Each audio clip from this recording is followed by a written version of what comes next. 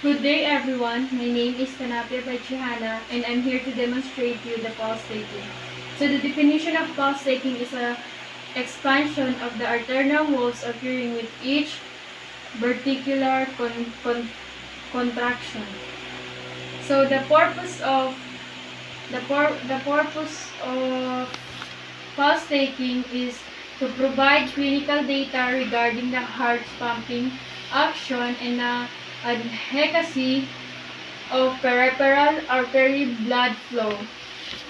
So the equipment for the pulse taking is watch with the second hand. Then the first procedure for the pulse taking is identify the client, explain the procedure, rationale to ensure right procedure to right patient. Also to elevate fear and anxiety, thus promoting cooperation. Hello po ma'am, ano po pangalan niyo? Angel po. Ma'am Angel, my name is Baitana A. Kanape. I'm your nurse for today. So, ma'am, magpo ako ng pulse niyo. The second procedure is assess the client condition, check the nature of pulse, rationale to serve as baseline data.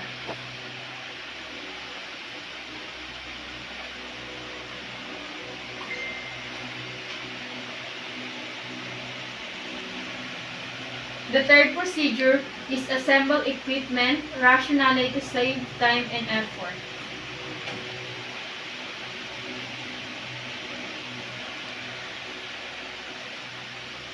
Then, the fourth procedure is wash hands, rationale to reduce transfer of microorganisms.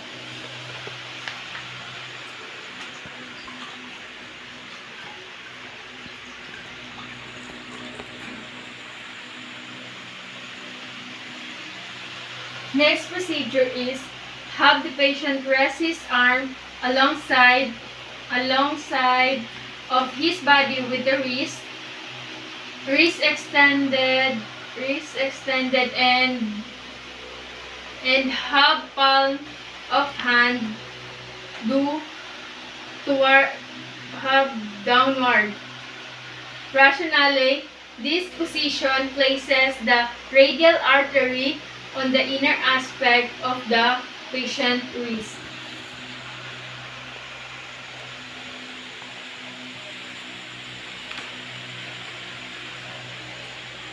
Then, place the tips of your three middle finger on the palm of the patient wrist. Rest thumb on the back of the patient wrist. The rationale is fingertips are sensitive to touch and will feel the pulsation of the patient artery. Thumb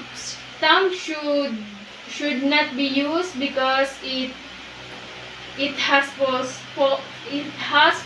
to avoid confusion.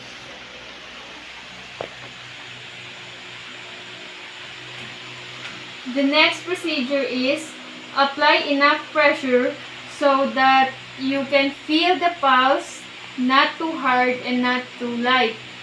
The rationale is pressing too hard may stop flow of blood and you will not be able to feel the pulse.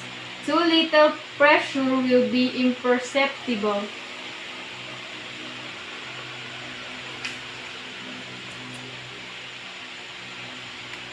The next procedure is using a watch, second hand count the number of pulsations felt on the patient for 1 full minute.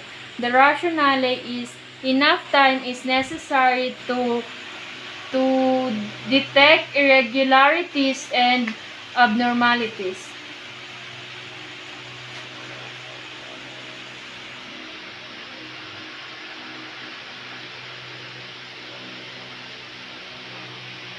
Then, the next procedure is if the pulse rate is abnormal, repeat the procedure.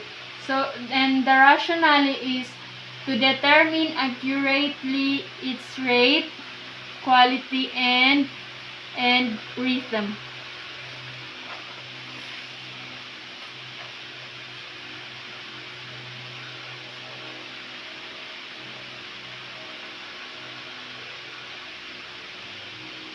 The next procedure is wash hands to wash hands to wash hands for infection control measures.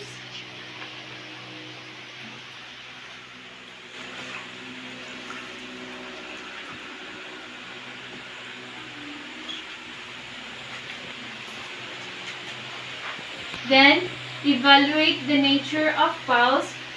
Evaluate the nature of pulse to identify rationale, to identify if the client has a normal or abnormal pulse in terms of rate, rhythm, and quality.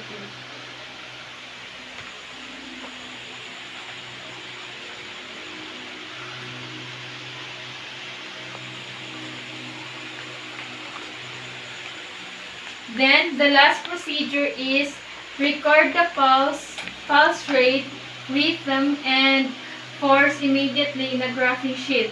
The rationale is to serve as baseline data for healthcare provider.